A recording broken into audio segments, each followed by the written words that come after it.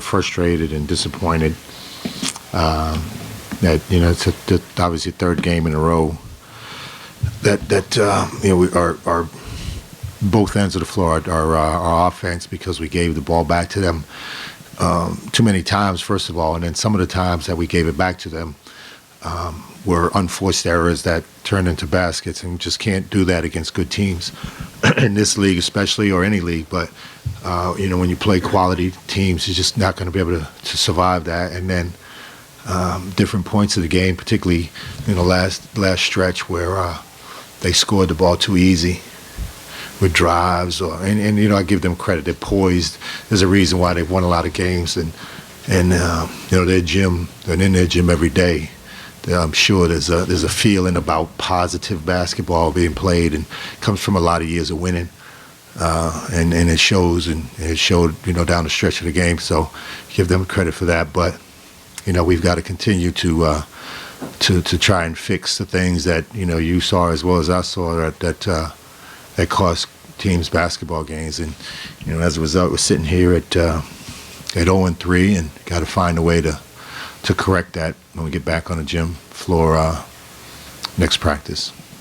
I mean, it's you get in the gym, and you put guys in a position to, one, work hard, and while you're working hard, it's easier to work smart. When you do those things, it becomes a byproduct of working together, and we talk about that a lot. And so, it's something that it's not easy. Like, we throw the ball up every night. There's games, and somebody wins and somebody loses, and there are reasons for that. And we like to think that step one in this process of coming here is that we can create some level of consistency in how we approach ourselves day to day. And it's those three things that we can't defer from. Is you got to play as hard as you can, you got to play as smart as you can, you got to play as together as you can. And if they keep hearing it and believing it, and you preach it, today, tomorrow, the next day, I'm not so sure, it becomes part of the fabric of who you are.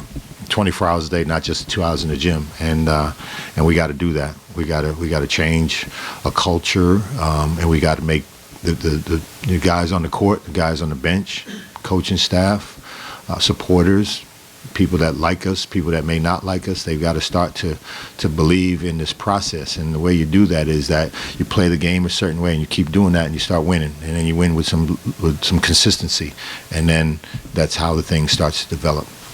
I don't ever get satisfied with losing. I'm not. I deal with it because I'm older, a little bit better than I have before. But I'm a terrible loser. Yeah, they at the end of the first half, they played some zone. We had the big guys in foul trouble, and I thought we handled it decent. They switched up and went zone again, and we didn't handle it as well. We got stagnant, which is, again, we've talked about this 100 times, where defenses can read you, and when you catch the ball and you put it above your head, that means that you become passive. And then the only thing you can do when the ball's above your head is pass it. You can't really drive it, and you don't really shoot it, and they can read that. So we got stagnant and didn't get quality offensive possessions. And usually with us, there's a lot of teams, when that happens, your defense starts to leak, and they started driving it to us a little bit too easy and quickly. It led to fouls, it led to easy baskets, and led to kick-out threes and second shots. So one side is always connected to the other, and I thought that was primarily the reason why they made that push. It's like anything else. He's been healthy the last few days. That's the first thing. And when he's healthy, he's engaged. When he's engaged, his talent starts to show. And I think what's ailed him and us is that he's always kind of every other day, third day, his knees don't feel well, and he's trying to catch a rhythm, and sometimes it affects him psychologically. He gets a little discouraged, what have you. But I think the last few days, he's had really good rhythm in practice. He's been energetic. His you can hear his voice in the gym, because he feels good, and then that's the result. Same thing with Tommy. Tommy, for different reasons, and that's what I try to get everybody to do on a consistent basis. Goes to what you're saying, is that when you immerse yourself in basketball, 2 hours of practice, extra work, all those kind of things, it's not just oh, you're going to have a good game.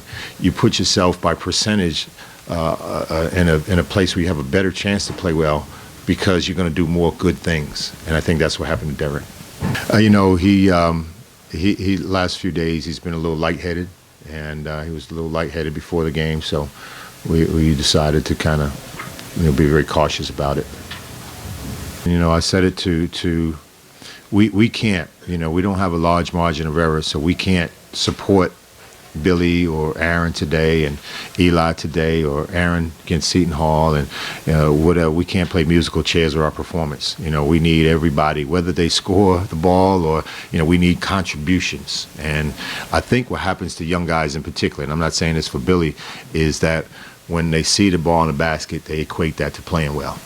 And that's only one of an infinite amount of reasons why you can judge playing well. And I'm not saying that's what Billy, but Billy didn't have great rhythm from the outset. He wasn't pushing it like he has been the last week or so. He wasn't dictating, and as a result, didn't play as well on offense or defense.